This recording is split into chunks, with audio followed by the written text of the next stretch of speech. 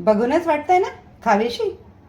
चला तर बनवूयात आपण चटपटीत अशी राजस्थानी स्टाईल कांद्याची चटणी.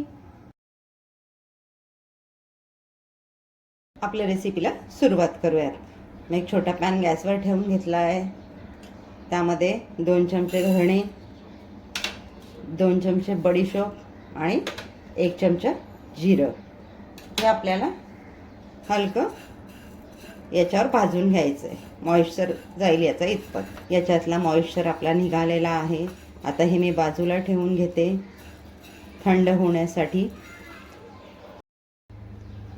गॅसवर मी पॅन ठेवून घेतला आहे. पॅनमध्ये मी पोह्याचा 1 चमच तेल घालून घेते.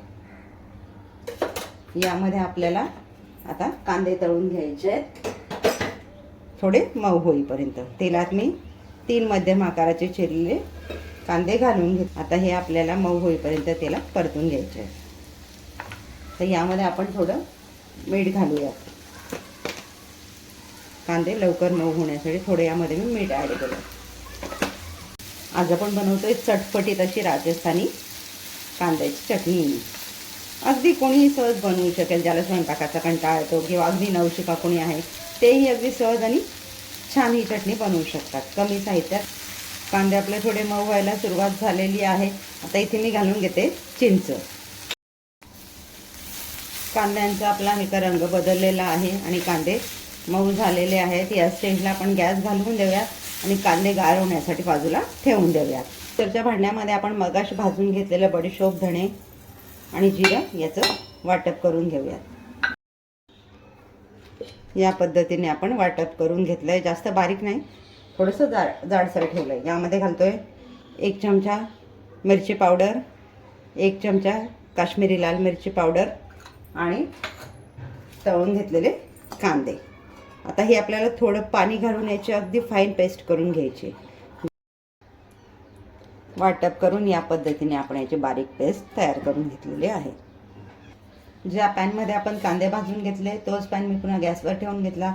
त्यामध्ये 3 चमचे मी तेल घालून घेते. तुम्ही तुमच्या आवडीनुसार तेल इथे कमी जास्त करू शकता. पण या काही अशा रेसिपी असतात त्या स्टोअर केल्या जातात, त्यामुळे त्यामध्ये थोडं तेलाचं प्रमाण जास्त असतं, त्यामुळे त्यांची शेल्फ लाईफ वाढत असते. ते घालतो आपण फोडणीसाठी अर्धा चमचा मोहरी. मोहरी आपली छान तडतडायला लागली. यामध्ये घालतो आपण कढीपत्ता. कढीपत्ताही आपला छान तडतडायला लागला. यामध्ये घालतो अर्धा चमचा जिरं. एकदम मिक्स करून घेऊयात. तर यामध्ये मी घालून घेते 4 चमचे लसणाचे कापी. 2 मिनिटं आपलं हे छान परतून झालेलं आहे. आता यामध्ये आपण घालून घेणार आपण वाटप करून रेडी केलेले कांद्याची पेस्ट.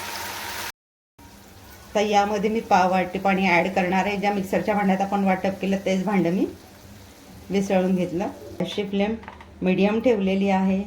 तर आपल्याला हे तेल सोडेपर्यंत छान परतून घ्यायचं आहे. म्हणजे पॅनच्या कडेकडेने आपलं चटणी तेल सोडते तोपर्यंत आपल्याला ही मंद गॅसवर परतून घ्यायची. गॅसची फ्लेम अगदी कमीही नाही आणि अगदी फुलही नाही, मीडियम ठेवलेली आहे.